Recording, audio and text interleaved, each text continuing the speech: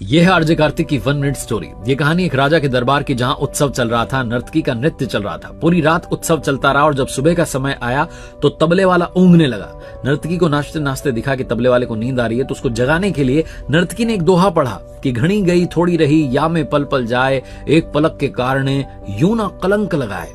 तबले वाले की नींद खुल गई, ढंग से तबला बजाने लगा और तभी दौड़कर के युवराज आए। राजा का बेटा जो था राजकुमार, वो आया और आकर के अपना मुकुट नर्तकी को दे दिया। तभी राजकुमारी आई और आकर के जो हार था वो नर्तकी को भेंट कर दिया। राजा को लगा कि मेरे बच्चे इतने महंगे महंगे तोहफे क्यों दे रहे हैं, तो राजा ने कहा कि क्या कर रही हो तुम, सबको लूट रही हो दोहा बोल करके।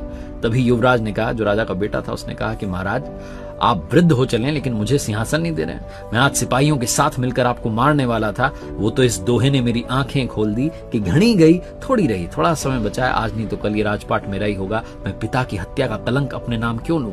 तभी वो बेटी राजकुमारी बोल पड़ी कि पिताजी, मैं महावत के साथ भाग करके शादी करने वाली थी, लेकिन इस दोहे ने मेरी आंख खोल दी कि घड़ी गई थोड़ी रही, कलंक अपने नाम क्यों लूं, आज नहीं तो कल आप मेरी शादी करा ही देंगे।